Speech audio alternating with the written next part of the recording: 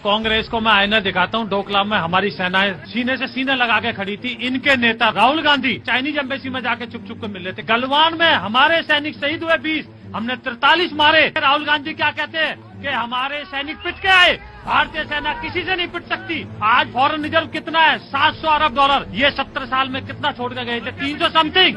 आज सेंसेक्स कितना? 80,000 के आसपास। इनके टाइम में 30,000 के आसपास। विकास योजना सुनिए, आज बॉम्बे बड़ोदरा रोड 1.25 लाख करोड़ का है। आज कटरा तक 6 एक्सप्रेसवे बन रहा है। आप यूपी से आते हो, यूपी के लिए एक्सप्रेसवे जो बन रहे हैं देहरादून 2.5 घंटे में, किसके लिए बन रहे हैं? आप सेना की मणिपुर की बातें करते हो। मणिपुर में हमारे होम मिनिस्टर 3 दिन गुजार का है। स्टेट होम मिनिस्टर सप्ताह तक मारे हैं कैंप में। आम आदमी पार्टी कहते हैं वोट काटती, वोट नहीं कटेंगी, किसकी कटेंगी? आम आदमी के केजरीवाल और इनके चीफ मिनिस्टर टीवी के ऊपर बोलते हैं कि देखिए ये महिला की वोट काट दी। महिला आके टीवी के ऊपर बोलती है मेरी आज तक टिकट नहीं कटी। ये देश से माफी मांगे। यहाँ आप देख रहे होंगे बंगाल जल रहा है, वहां की मुख्यमंत्री चुप है, दंगाइयों को शांति दूत कहती है।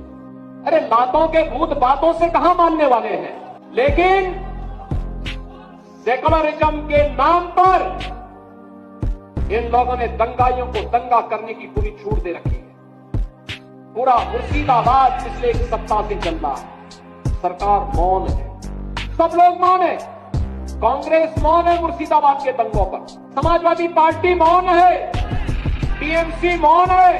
वे धमकी पे धमकी दिए जा रहे हैं, समर्थन कर रहे हैं। बांग्लादेश के अंदर जो हुआ था उसका समर्थन कर रहे हैं बड़ी बेशर्मी के साथ।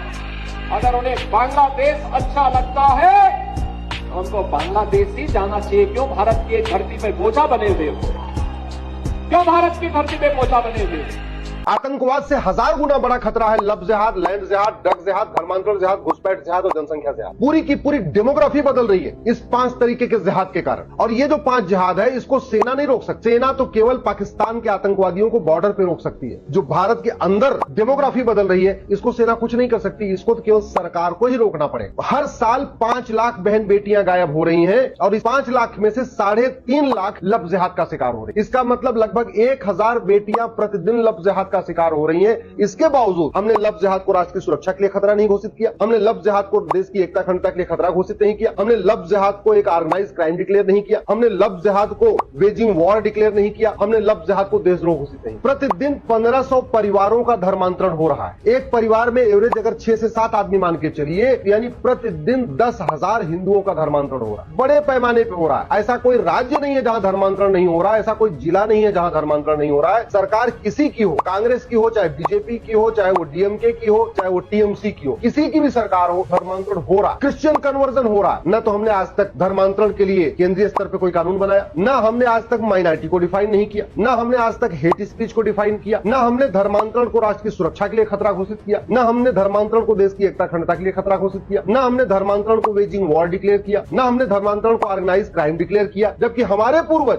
धर्मांतरण को रोकने के लिए सर्वस्व बलिदान कर चुके हैं। चाहे वो छत्रपति शिवाजी महाराज हो, चाहे वो संभाजी महाराज हो, चाहे गुरु गोविंद सिंह जी हो, चाहे उनके 4 साहिबजादे हो, धर्मांतरण रोकने के लिए ही उन्होंने सर्वस्व बलिदान कर दिया। और 75 साल के बाद हम धर्मांतरण नहीं रोक रहे हैं, जबकि संविधान फ्रीडम ऑफ रिलीजन देता है, फ्रीडम ऑफ कन्वर्जन नहीं देता।